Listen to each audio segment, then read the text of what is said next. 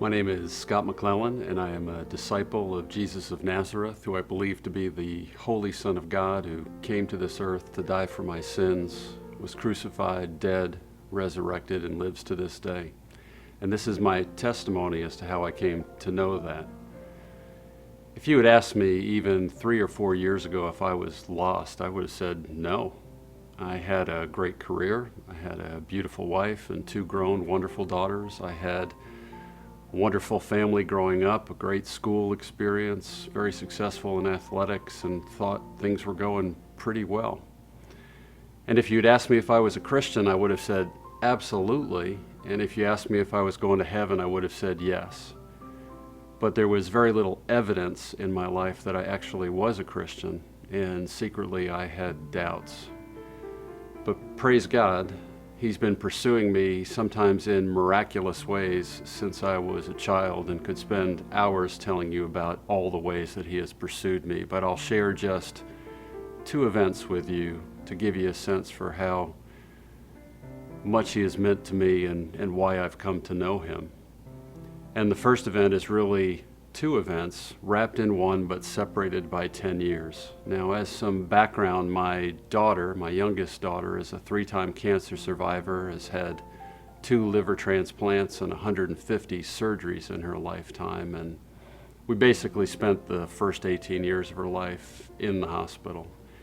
And there was one night many, many years ago, we were in the emergency room. It was about 3 a.m.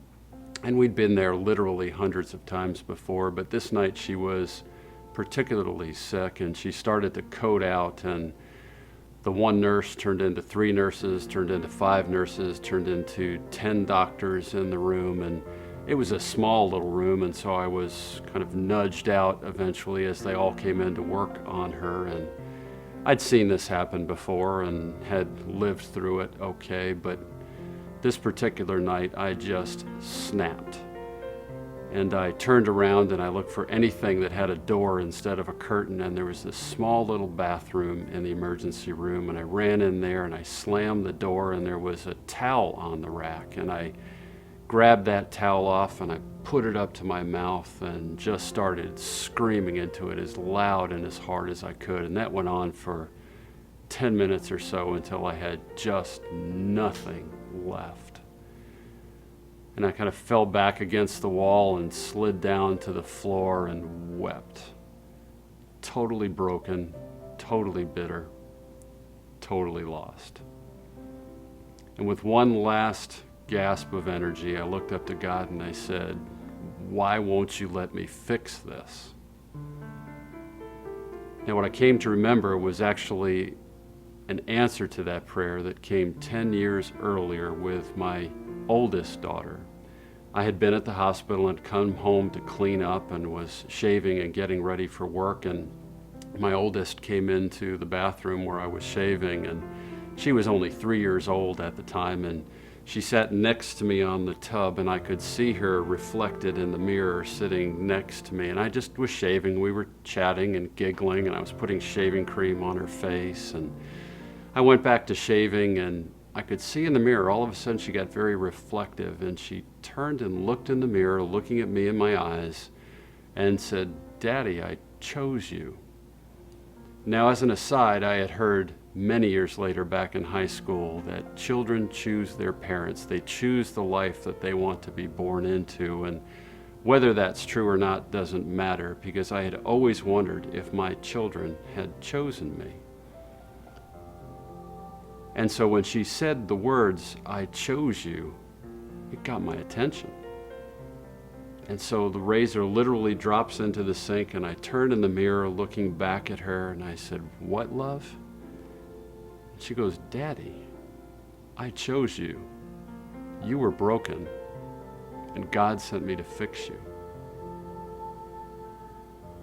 I had absolutely nothing. I just stared at her in the mirror, and she got bored with that, I guess, because she said goodbye and got up and left, and I sat down on the tub and just sat there silently for probably 10 or 15 minutes.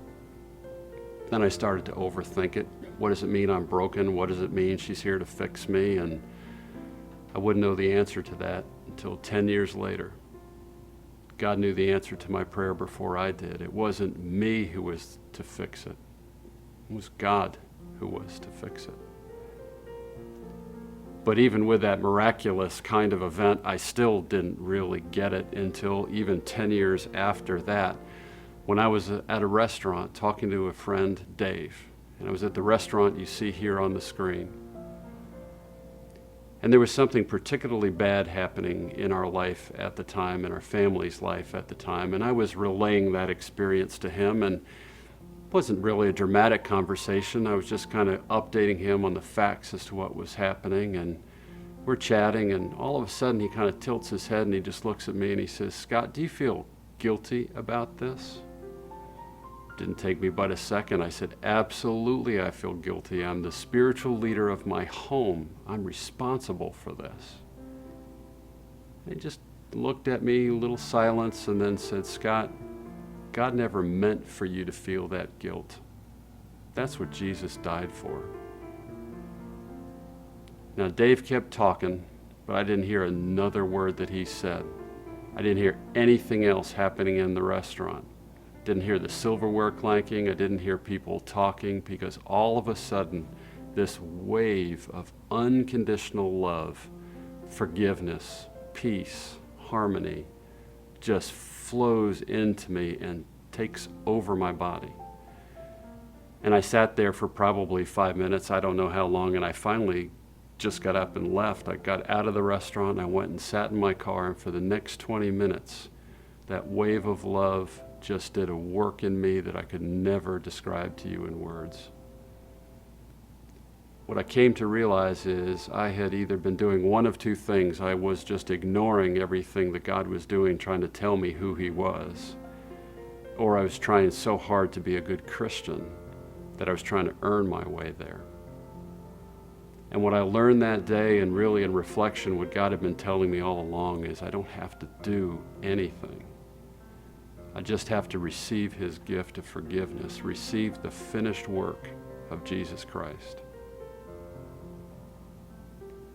And what I would encourage you to do is, if you've been trying to earn your way there, if you haven't even been thinking about it, just receive the gift that Christ died to give you. Let Him work in you. Let Him fix you. And then everything good comes from that. So praise God. He's done it in me, and my prayer is He does it in you too.